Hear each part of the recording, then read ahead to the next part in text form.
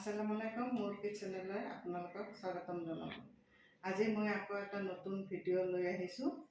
আজিৰ ৰেচিপিটো হ'ল মাছৰ কণী দি আলু ভাজি। আহক এতিয়া আমি ভিডিঅ'টো আৰম্ভ কৰোঁ। মই 3টা মিডিয়াম সাইজৰ আলু লৈছোঁ, মাছৰ কণী 100 গ্ৰাম লৈছোঁ, এটা টমাটো লৈছোঁ আৰু জলকীয়া 7-8 মান লৈছোঁ, আদা আৰু নহৰুৰ পেষ্ট 2 চামুচ লৈছোঁ, পিঁয়াজ মিডিয়াম সাইজৰ 2টা লৈছোঁ, অলপ ধনিয়া লৈছোঁ আৰু হালধি গুড়ি, পাঁচফোৰণ, জিৰা, তেজপাত এখিলা, জিৰাৰ গুড়ি আৰু ধনিয়াৰ গুড়ি। গেছটো অন কৰি ফ্ৰাই পেন এটা বহাই দিলোঁ। কেৰাহীটো গৰম হৈ গ'ল। এতিয়া ইয়াত মই 3 চামুচমান মিঠাতেল ঢালি দিম। তেল গৰম হ'ল।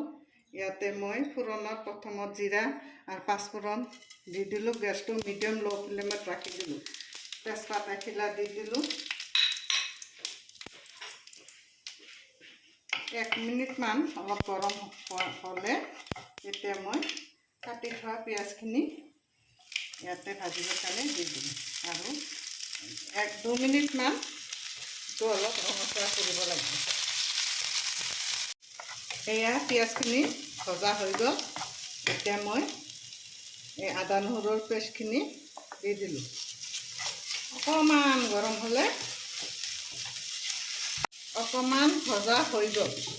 এতিয়া মই ইয়াত ধনিয়াৰ গুড়ি 1 চামুচ, জিৰাৰ গুড়ি, হালধিৰ গুড়ি দি ভাজি মছলাখিনি মোৰ ৰেডি হৈ গ'ল। এতিয়া কাটি থোৱা আলুখিনি মই ঢালি দিলোঁ।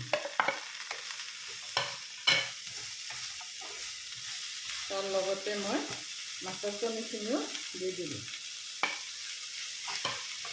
জলকীয়াখিনি দি দিলোঁ। এতিয়া 5 মিনিটমান ভাজি ল'ব লাগিব। হৈ গ'ল। এতিয়া মই অলপ লৰাচৰা কৰি তাৰপিছত মই কাটি থোৱা টমাটোটো ইয়াতে দি দিলোঁ। এতিয়া মিডিয়াম ফ্লেমত আলু আৰু টমেটোখিনি মিক্স কৰি লৈ তাৰপিছত 10 মিনিট টাইম ঢাকনি দি ঢাকি থ'ব লাগিব। এয়া 10 মিনিট পিছত আহিলোঁ। এয়া চাওক, ভাজিখিনি মোৰ ৰেডি। এতিয়া নিমখটো টেষ্ট কৰিব লাগিব। টেষ্ট কৰি আকৌ লাগিলে অলপ দিব লাগিব। এতিয়া মই কাটি থোৱা ধনিয়াখিনি ওপৰত দি দিলোঁ। দি তাৰপিছত এতিয়া মই 2 মিনিটমান ঢাকনি ঢাকি তাৰপিছত গেছটো অফ কৰি দিম।